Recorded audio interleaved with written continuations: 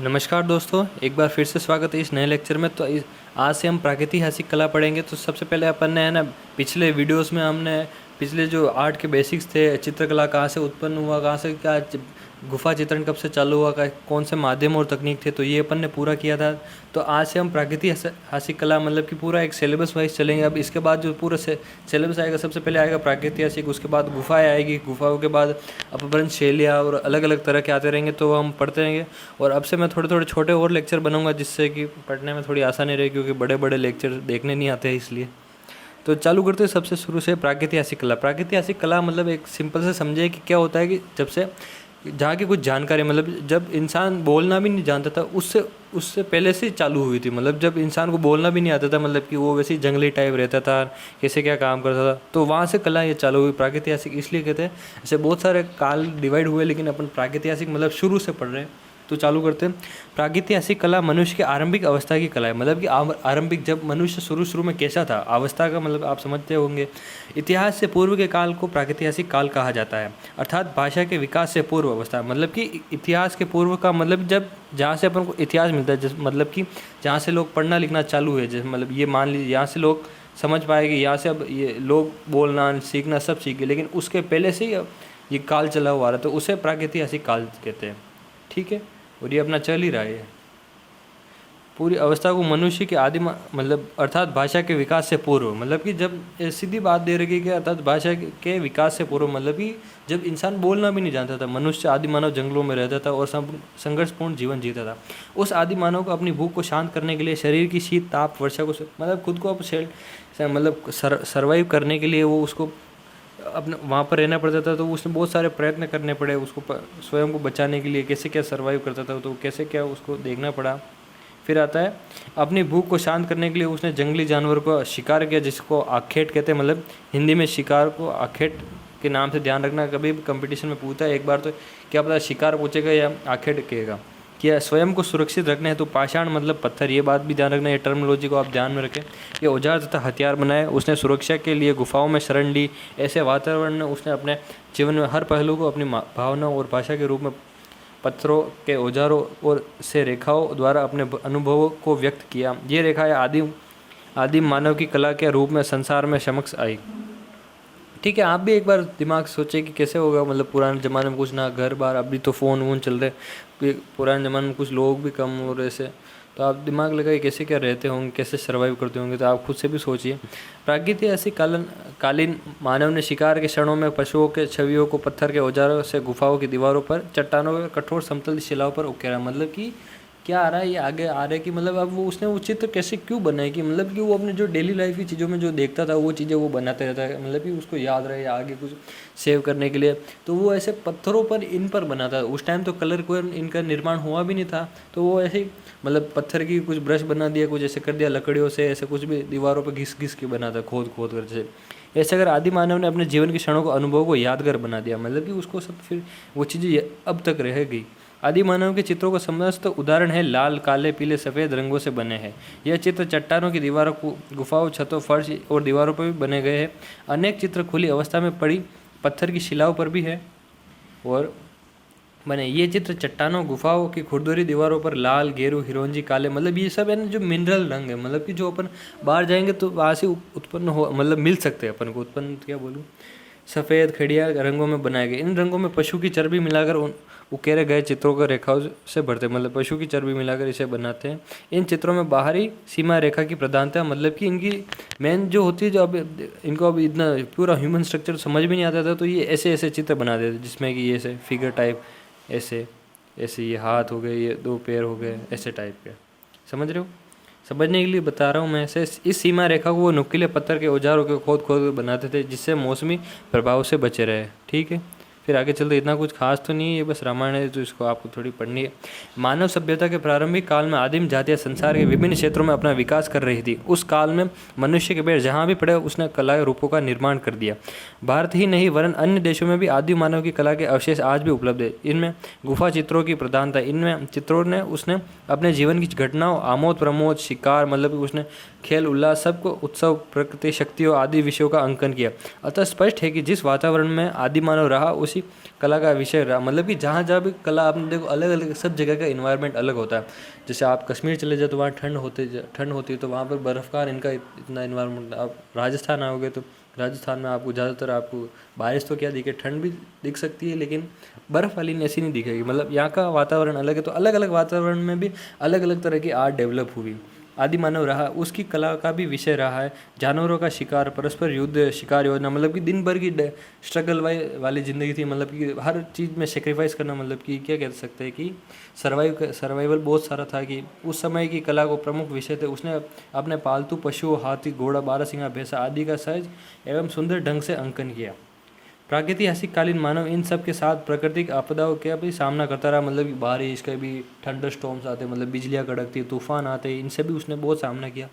अब अतः उसने बचने के लिए उन्हें इन शक्तियों के रूप में पूछा। मतलब कि अब वो अब देखता था कि अब ये सब तो बड़ी बड़ी शक्तियाँ मानने लगे, क्योंकि उस टाइम तो कुछ पता भी नहीं चलता था।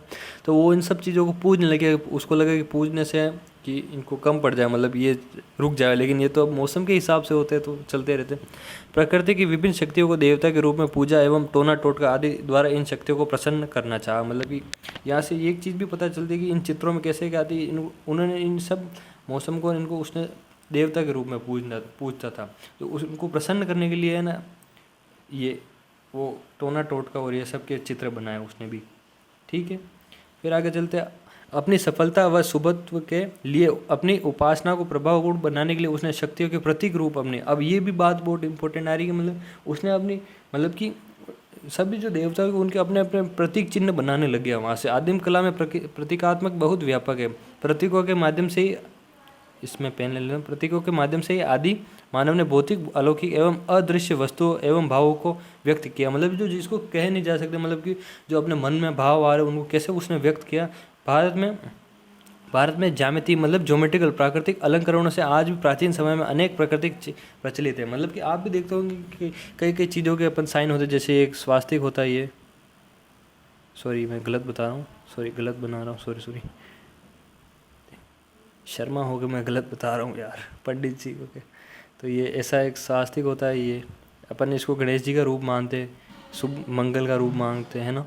तो ऐसा होता है जैसे सर्प, व्रत, सर्प, सिंह, हस्ती, हाथ, मत्स्य, मछली का चेहरा, स्वास्तिक, चक्र, अंड, ये मतलब ये एक तरह के चक्र ये होते हैं। ये देवी का चक्र होता है ना। तो ये अपन देवताओं को पूजने के लिए बनाते हैं। आप हवन की वेदियों पर इन पर देख सकते हो रूप में पाषाण। फिर इसके हाथी, स्वास्तिक, अंश आदि। ठीक, इस समय आदि मानव ने विशेष रूप में पाषाण का ही प्रयोग किया। पाषाण का मतलब पत्थरों से वो चीज़ें बनाता था।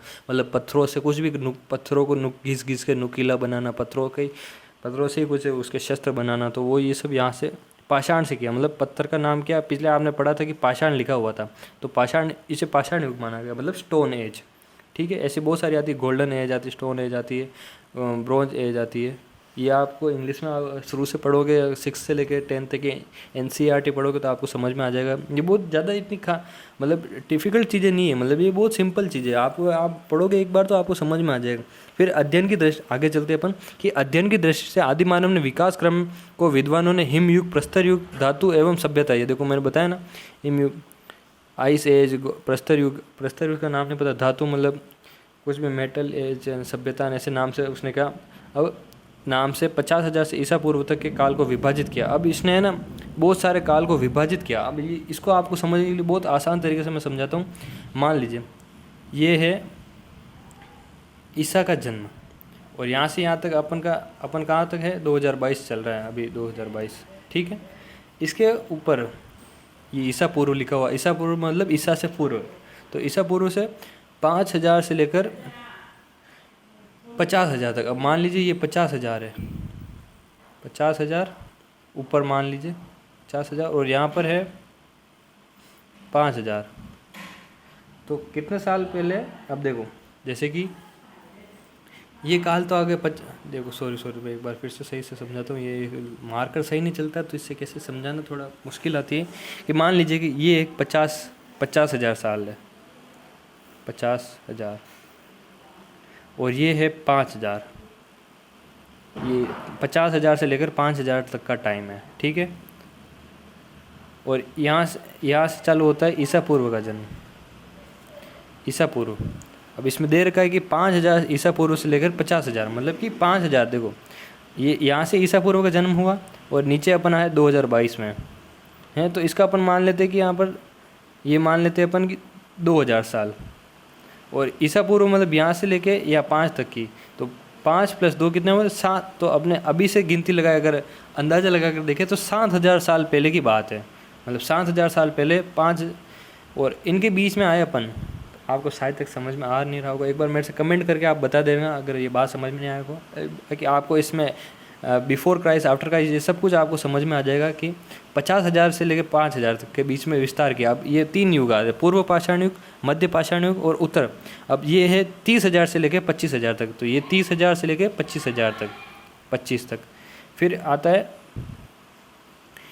25 से लेकर 10 तक, फिर आता है 10 से लेकर 5 तक, तो यह 5 खत्म हो गया। फिर यहाँ पर 5 साल रह गए, 5 साल के बाद फिर ईसा पूर्व का जन्म हुआ। मतलब ये सब जो घटनाएं बता रखी है इसमें ईसा पूर्व के पहले की बता रखी। तो अभी अपन देख के चले तो ये 7000 साल पहले की बातें चल रही है, ठीक है। तो ये आप अगर अलग से वीडियो देखना चाहे आप यूट्यूब पर, तो भी आप मेरे कमेंट कर लेना, मैं इसकी अलग से कुछ वीडियो बना दूंगा। तो चालू करते, पूर्व पाषाण युग था 30,000 से लेकर 25,000 ईसा पूर्व तक, और मध्य पाषाण था 25,000 से लेकर 10,000, और उत्तर पाषाण युग था 10,000 से लेकर 5,000 तक।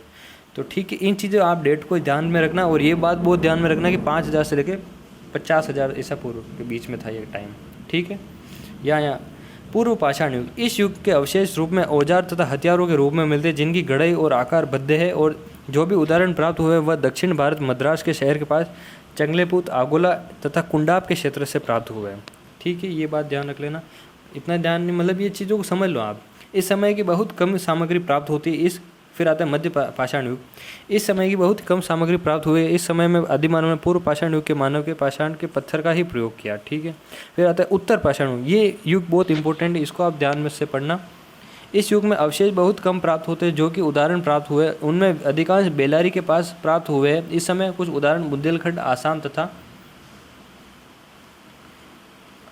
आसामगढ़ तथा नागपुर पहाड़ी, मिर्ज़ापुर, गाजीपुर, विंध्याचल, कैमूर पर्वत श्रेणियों से प्राप्त हुए। पूर्व पाषाण युग का मानव दक्षिण भारत कुंडाप के क्षेत्रों का सीमित रहा है। उत्तर पाषाण युग आदि मानव के सारे भारतवर्ष में फैल गया, और बेलरी उसका मुख्य केंद्र बना। तो ये बात ध्यान रखना कि सबसे पहले ये कहाँ अपन को प्राप्त होते हैं। पूर्व पाषाण युग के मानव दक्षिण भारत कुंडाप मद्रास के तक क्षेत्रों तक सीमित रहा, मतलब जो ये पूर्व पाषाण था। फिर उत्तर पाषाण युग का आदि मानव सारे भारतवर्ष में फैल गया, मतलब कि उत्तर पाषाण युग में सबसे ज़्यादा चित्रकला का ये हुआ, और बेलेरी उसका मुख्य केंद्र बना। इस काल में मानव पत्थर के यंत्रों पर पॉलिश करता था और चौक पर बने मिट्टी बर्तनों पर प्रयोग करता था।